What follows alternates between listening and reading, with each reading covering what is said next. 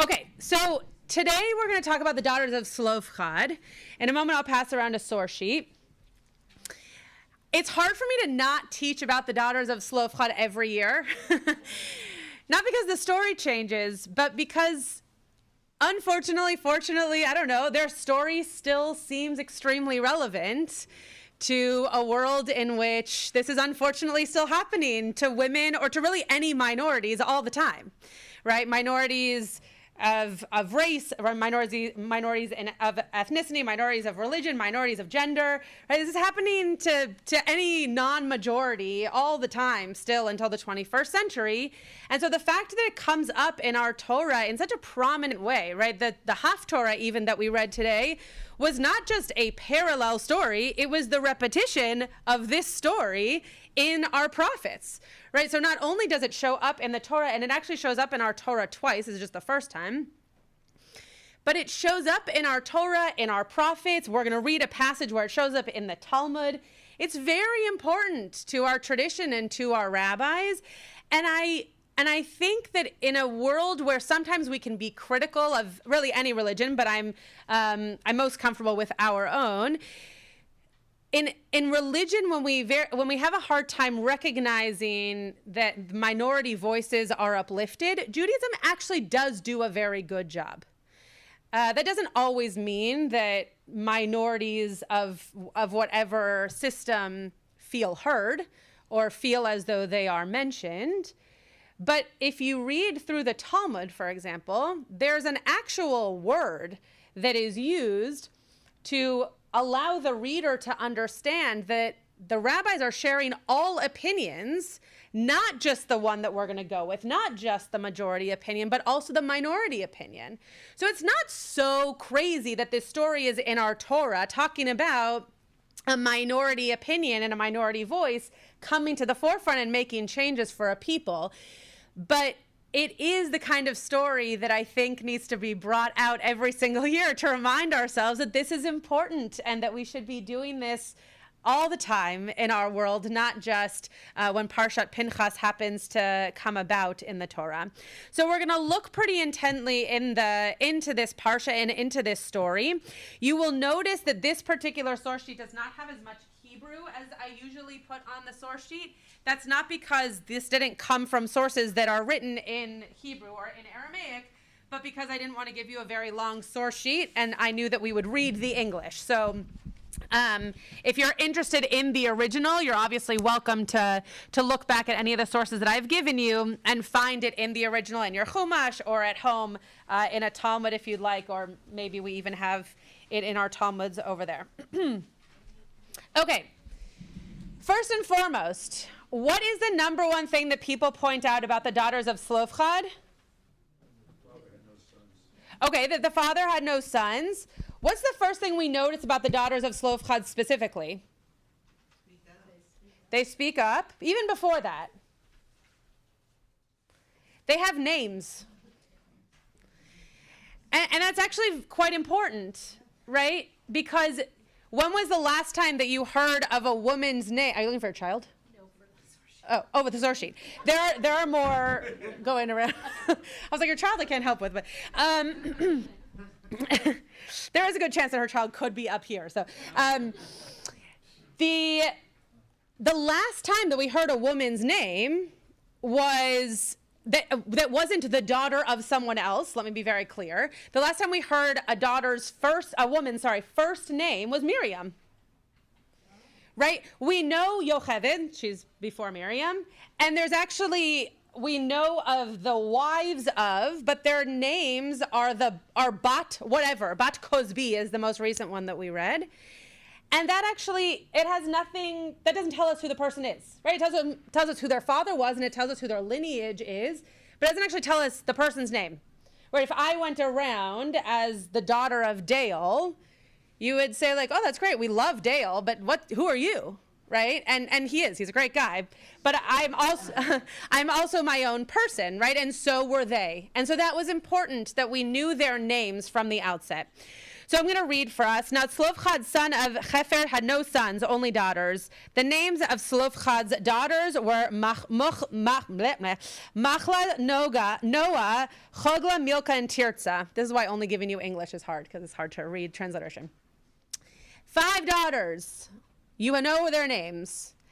Their names don't become really important later on in terms of interpretation of names or anything like that, like sometimes we do with other characters. But it's important that you know who you are and you can call them by name. Okay? These are the descendants of Ephraim by their clans. We just read about this in the Haftarah. Among these shall the land be apportioned as shares. Now, this is very important. According to the listed names, by the way, I skipped a few 20 verses here, 20-ish verses here. This was where all of the clans were listed, okay? And you would have had a 25-page source sheet if I had included them. But just take my word for it. There's lots and lots and lots of names and clans listed in between here. So the land is going to be apportioned as shares to these names that I didn't give you. With larger groups, increase the share. With smaller groups, reduce the share. All right, makes sense. 50 people need more space than 20 people. Right, that doesn't mean 50 people are more important. It just means that 50 people need more space. So if you're giving over land, it makes sense that they would have more space. Each is to be assigned its share according to its enrollment. The land, moreover, is to be apportioned by lot, and the allotment shall be made according to the listings of their ancestral tribes. Each portion shall be assigned by lot, whether for larger or smaller groups. Does this say anything about gender? No. So what could we assume from this if we didn't know what happens next? It's not a trick question.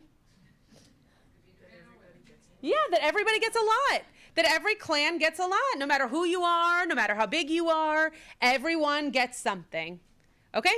But then we go on to say, the daughters of Tzlofchad, and it gives you again their names, right? Interesting that they're named again, even though we knew their names before.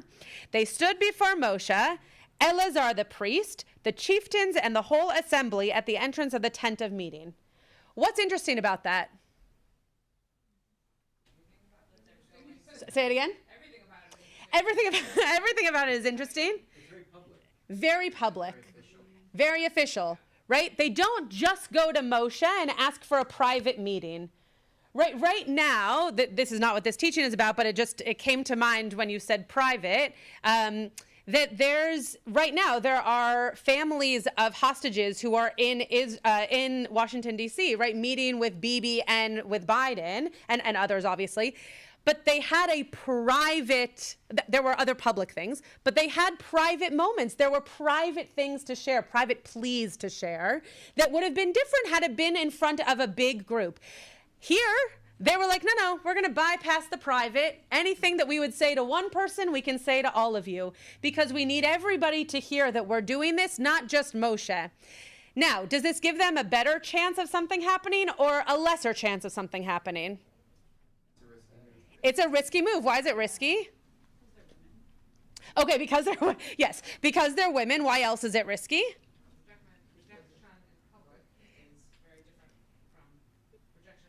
Great. Exactly. More what? More exposed, right? And yes, rejection in public is very different than rejection in private, for sure. For anybody who's ever supervised someone, you know that if you're unhappy with the person who you supervise, you don't say so at a staff meeting, you say so in private, right? But the other problem that they could have come up against is the more people who hear about this, and this goes back to the idea that they're women, the more people that hear what they want to do, the more people who can say no. Right? If they had just gone to Moshe, not because Moshe's a pushover, but because Moshe usually wanted people to be happy, he probably would have just said yes, right? Or that he needed to check with God, which is what happens later. But doing this in front of a large group, there could have been lots of people that would have said, oh, this is too much for us. Yeah. And conversely, it's precedent setting. Yeah. It could be this declaration to the entire community right. that says, oh, if they can do this, right. given their status, so can we. The rest of us do? Right. Totally precedent setting, which is in a world of a community, right? You have to think about who's coming before people, right? If I have this guest come, does that mean that anybody who has affiliation to that kind of whatever is now going to want to come, right? We were talking about this recently in terms of, if we're doing these Friday nights with instruments, does that set a precedent that there's always going to be instruments now on Friday night? There aren't. I mean, you might think that we're setting a precedent, but we aren't. But it does. It allows people to see what could be, right? That they didn't know could be and what could be. Yeah, Bobby. Yeah, and also, like, if you zoom out even a little bit more, the context matters, where it's like with Korah. Good. Beforehand, that's when the whole institute of the judges came in. Great. And the affiliation of it, so it's like you kind of yin and yang, you kind of zoom in, zoom out, or you're like the protocols are changing, not just once and for all. But. Right, great. And those protocols that are changing at the hands of people who feel like they can be the change, right? Which is really interesting. It's no one told them to go before all these people. They, as the daughters, decided, all right, if we're going to do this, we're going to do it in a way that's going to change those protocols. Did you have a hand up? Okay. They said, our father died in the wilderness. He was not one of the faction, Korach's faction, so funny that you brought that up, Bobby, which banded together against God, but died for his own sin. So he wasn't a bad guy, right? This whole Korach's faction were people that were seen in our Torah to not be such great people. But he died for his own sin. He died for something that he did, and he has left no sons. Let not our father's name be lost to his clan just because he had no son. Give us a holding among our father's kinsmen. So what are they not saying? Yeah, Nancy. Good. Great. Exactly. What they are not saying is, give us the land. We deserve it. We don't have brothers or brother. What? Okay. Where?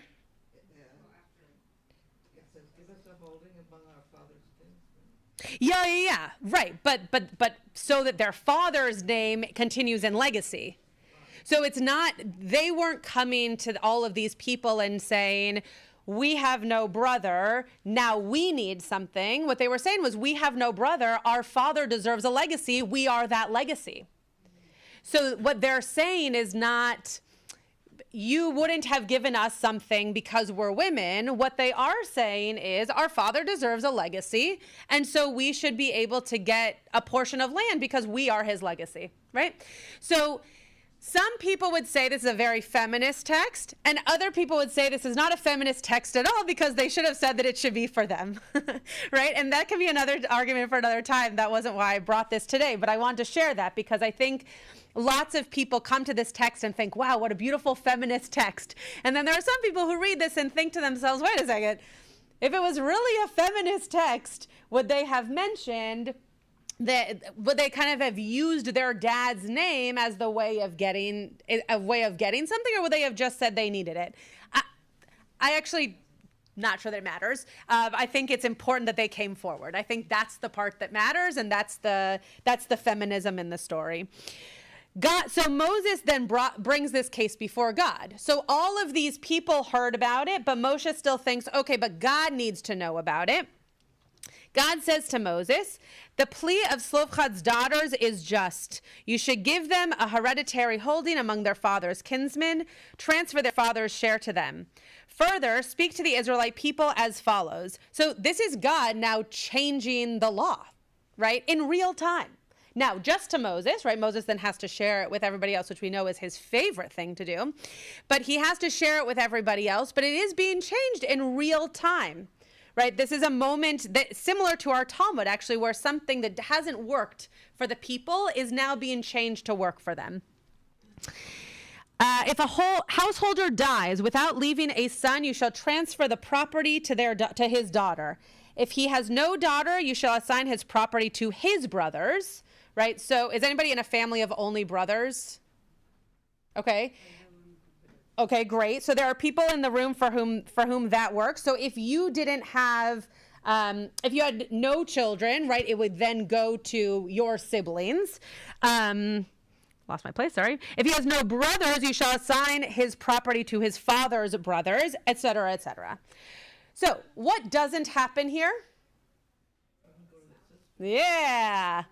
It doesn't totally change, all right? The law changes a little. The law changes for if the father has daughters, but the law doesn't change retroactively. The law doesn't change such that if that generation doesn't have daughters, that if you go back, you couldn't then give it to the daughter or the son. You still prefer the male heir, right, or the male generation, right, which is interesting. Ariel. 2 questions. Yeah. One is it doesn't mention anything of if there's a widow. Oh, interesting. Yeah. I'm curious, like, Yeah. if we see that anywhere in the text. Yeah. I also was wondering with the legacy piece. Yeah. Like we refer to that land as the land of Reuben, the land of whatever. Right. Is that actually how they refer to it? Like that the when they're talking about carrying on the father's legacy. Yeah. By assigning a piece of land. Yeah. They actually refer to it by that person in future generations, or. Yeah, because land was always by tribe, and tribe always went by oldest male. So yeah, it would be it would be named, so to speak, and would be by those people. And so in this case, it would be by the oldest daughter. Yeah, but the widow part is a really interesting point that doesn't actually get brought up at all. But my guess is that there is an element of, they're not being, again, not women who are related beyond, thanks, Hector. Ralph, he can come in if he wants. That this is not a piece where there are women who are mentioned when not of that generation. Yeah, Stuart. Which we'll get to a little bit later in Bava Batra. Yeah. At the end, Bava Batra does, based on this story. He can sit. Yeah. Does based on this story. Yeah. That Ariel the mentioned. Issue Uh-huh. of the widow. Oh, really? And deals. It's very complex discussion. Oh, interesting. And it deals with the law of what to do with the widow, and it juxtaposes also because it also has to do with the ketubah. Oh, interesting. How Yeah, sure. it deals with it. So I don't remember the details about it, but it's We'll look in Bava Batra. Okay, great. So Ariel's question is directly answered in Bava Batra, and we can look in that later. Okay, so Bamidbar Rabbah, which is the midrash on this book of Torah, says, as a commentary on this line, then came forward the daughters of Shlofchad, that they came forward to all these other people. In that generation, the women were raising a fence about the law that the men were breaching. Right. So what the rabbis are saying here, and I just want to keep reminding us of this not because I think it's so important that we talk about the gender piece, but because I want you to remember how things are written in our tradition. Male rabbis wrote this. Right? So it's interesting that even the midrash written by male rabbis are claiming that the women were trying to break a mold here, that the men were upholding and that wasn't working. And the reason I really love this commentary is because it uses language that we use for halakha all the time, that we build fences around halakha to keep us from even coming close to do something that's incorrect. So Shabbat, 25 hours. Why is it 25 hours? Because we might lose track of time and then start breaking Shabbat during those 24 hours. So you need a little bit of time before and you need a little bit of time afterwards to make sure that you're square in the middle of those 24 hours, not breaking Shabbat. Okay, there are lots of other fences. That's a big one. Eating chicken and cheese, chicken and dairy, is actually a big fence around the Torah also, because chickens don't produce milk, just for everyone. And so, but because chicken can be seen as meat in terms of its appearance, right, we don't eat it with dairy. So we put fences around our Torah all the time. And so what our rabbis are saying here is they're kind of making a pun almost. They're using this language of, we put fences around the Torah, but the women were pushing through those fences to make sure that we knew that the fence wasn't actually necessary, that it didn't make any sense for this generation. Okay, turn the page.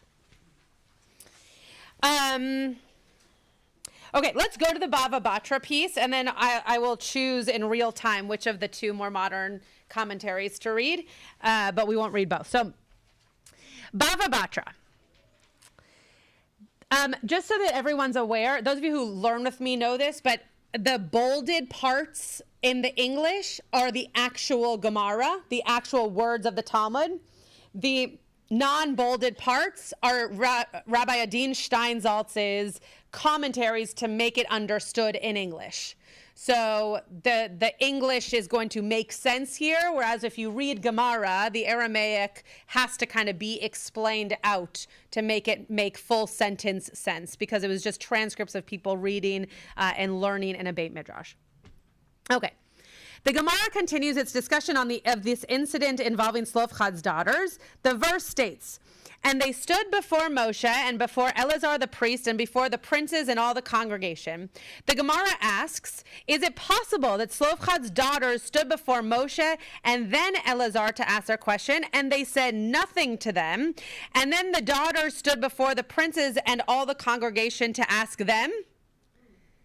So the rabbis are now breaking it down here to see, like, did we list all of those things in the Torah so that we imagine that the daughters went to all of these different groups of people, but maybe at different times? Like, oh, maybe we didn't get the answer we wanted the first time, so now we're going to go to this next group of people. How would the princes or the congregation know an answer if Moshe and Eleazar did not? The Gemara answers, rather transpose the verse and interpret it. First, the daughters went to the congregation and ultimately came to Moshe. So interesting here, right? This is not what the Torah says. Remember that these are the rabbis coming up with explanation for the Torah. What the rabbis are trying to get at is that maybe the women first went to the community, took a poll, had a survey, had some house meetings, right? Figured out where's everybody else at, and then we'll go to the leader. I experience this all the time as a rabbi of a congregation, right? People want something to happen. So in committees, they talk about it, or they talk about it at Kiddush, or they talk about it at a board level or whatever. And then it comes to the senior staff, right? Very, very, very rarely does something come to the senior staff before someone has said, and I was talking to so-and-so about. Right? You first go to your people. You want to know, is the pulse correct on this? Am I speaking for all of you when I say this wouldn't be fair? And then they go to the leader. Okay. This is the statement of Rabbi Yoshia. Abba Hanan says in the name of Rabbi Eliezer, so a lot of rabbis said in the name of a lot of other rabbis, those enumerated in the verse were all sitting in the house of study, and Tzlofchad's daughters went and stood before all of them at once. First of all, just picture that. A house of men learning, and all of a sudden 5 women come in and say, excuse me, we have a question. Right? I can't really imagine that going over so well, but that takes guts. Right? It takes guts to get up in front of a group of people who already are not in a bad way, but already are not including you in this space, right? This is not your house of study. And they get up in front of them and they say, here's something to study. Study this. Figure out if this is something that we are living through right now that should be understood from the text that you're reading. That's my drosh. It doesn't say that here. They were not asked separately. Rather, the order of the verse reflects their stature. The sages taught, the daughters of Tzlofchad are wise. They are interpreters of verses and they are righteous. The Gemara proves these assertions. That they are wise can be seen from the fact that they spoke in accordance with the moment. They presented their case at an auspicious time. So they didn't decide, this is something relevant to my family. They decided this is something relevant to our people, to our generation, to the way that the world looks and works right now. And I think that what's so powerful about this is that it shows that you don't have to just use tradition in an archaic way, but you can recognize when that tradition is going to grow with you, is going to be able to hold you in the moment that you are in, rather than thinking, oh, no, but this was only for the 6th century when we used to have X, Y, and Z. Okay, so now we're in the 21st century. How does that work for us now? And it took a bunch of women recognizing, hey, this doesn't work for us. Now, had there been other daughters for whom this had happened to them before? Probably. But they're not named. We don't know who they are. And they didn't go before anybody and say, this is really important to us. Okay, we're going to read one of these modern commentaries, and I'm going to let the person who I choose be the last voice, and then we'll do Musaf.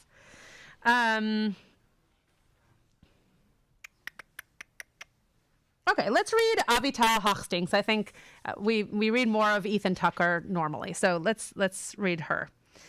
And she's a woman. Feels like the appropriate thing to do. Yeah, Ethan Tucker is an amazing rabbi, though. Right before Moshe requests a successor, we hear about the request of the daughters of Tzlofchad. So right before Moshe has to figure out who another leader is, we learn of leadership from women. Interesting. Give us an inheritance amongst our father's brothers. Moshe does not give them an immediate and direct answer. Rather, he refers the matter to God. Moshe brought their claim to God. The divine response is unambiguous. God said to Moshe as follows, indeed, the daughters of Tzlofchad speak justly.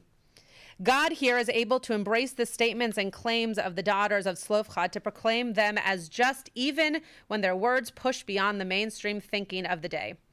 I would like to suggest that it is Moshe's experience of God here that inspires him to turn to God as the God of spirits, the God who is capable of hearing many different voices and of bringing them into the divine realms of truth and justice.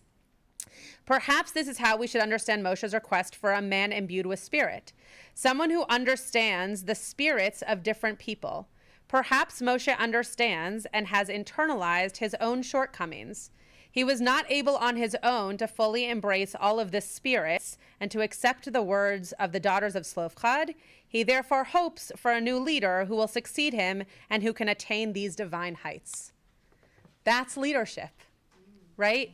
Leadership, and according to this commentary, leadership here is recognizing, and this comes up in our Talmud also, like, my children have succeeded me, right? That Moshe realizes my time has come, right? You now are seeing something in a generation of people that I couldn't see because my leadership has already happened. And now this is something that you're seeing because you're becoming part of this new generation. And that's really powerful to come also from the mouth of women, because that is not something, you don't think of succession in this time. You don't think of succession coming in the form of daughters, right, of women, but you definitely don't think of succession with a little bit of pushback coming from the mouth of women in this time. You want to share something? Well, I was going to say, Yeah. in the name of everything that you're saying, Yeah. it's kind of interesting that it seems to me that the real challenge here is actually to say we're not talking about land. We're not talking about a share. Right. What we're talking about is tzedek. The question here is justice. Yeah. Do you all deem it just or not just? Right. That we should get this lot. And Yeah. It's interesting in the translation that you offered. Yeah.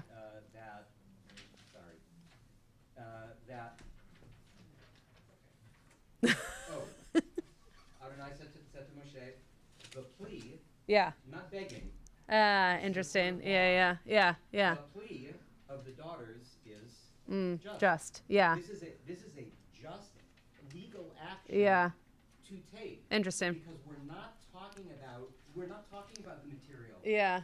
This is immaterial. Sure. And therefore, what they're really pushing for is, how are we moving forward? Right. Land is just the way of getting in front of the committee, right? But really, what they're trying to say is, how do we move forward?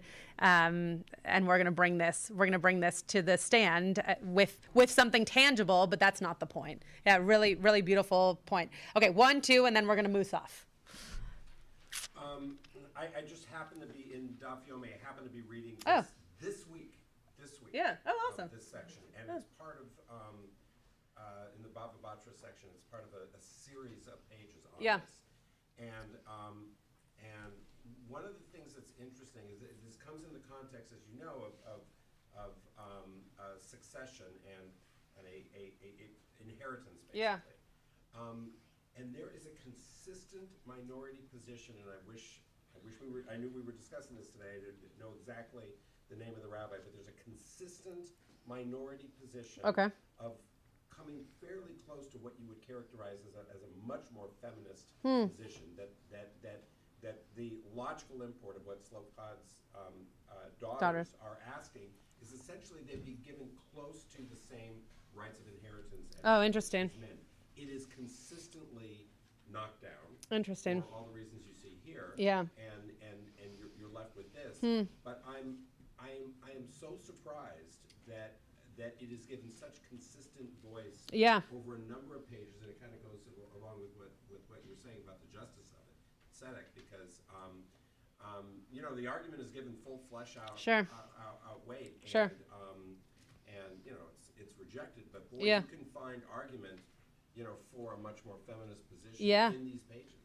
And it's interesting because I think that by having it in these pages, hi Dina, by having it in these pages, the idea that you read it over and over again, maybe the rabbis just hoped that at some point it wouldn't be the minority, right? That maybe Bava Batra left it in there as the minority opinion because they knew that in that moment it was being knocked down, as you're sharing. But maybe this story and those words in Bava Batra are left in so that at some point we recognize, no, this is no longer minority opinion. This is what we should be doing, and we should be uplifting something that was once minority opinion to now be how we live in a more just world. Yeah, I'm really curious to look into that because that's really fascinating. Okay, Bobby, last word. Take us home. Like you were saying earlier about feminism versus just the Yeah. scope of it, I think it's like when they say in a place where there's no leader striving to be a leader, they actually stood up. It wasn't necessarily about, I feel like in our tradition, it's often not necessarily about like male, female, or Totally. it's more inclusivity in terms of looking at the bigger picture, Yeah. situational Judaism, and saying, Right. hey, like in this instance, where can we, like, what makes sense? Is Yeah. it justice or not? And Right. how can we, change it to make people feel like they actually belong and they are. Totally. Yeah. Totally. Yeah, and I guess I'm not giving you the last word. I think that there is something powerful in what you're saying that we very rarely talk about it as female versus male or minority versus majority opinion. But for all of Moshe's leadership, he's constantly trying to get someone else to do the leadership for him, right? He's constantly trying to see someone else who is listening better, who can speak better, who can be in front of a group better. And that like that Pirkei Avot verse that you quoted, we are constantly as a people trying to figure out, and I think that our modern day rabbi, I hope that our modern day rabbis do this as well. We're constantly trying to lead from within as opposed to above. Because if you lead from above, you have no idea how your people are continuing to grow. And so if you lead from above, you just continue to do the same thing that you always do. But when you hear of good leaders, they are the leaders that have put themselves within a community, within a movement, within a generation, and say either I'm up for this task, or let's figure out a way that you can be up for this task, right? And regardless, again, of gender, race, minority, majority, whatever, but just who has their ear to the ground, right? Who is living through something that needs to change for everybody, not just for themselves, and that is leadership. Shabbat shalom.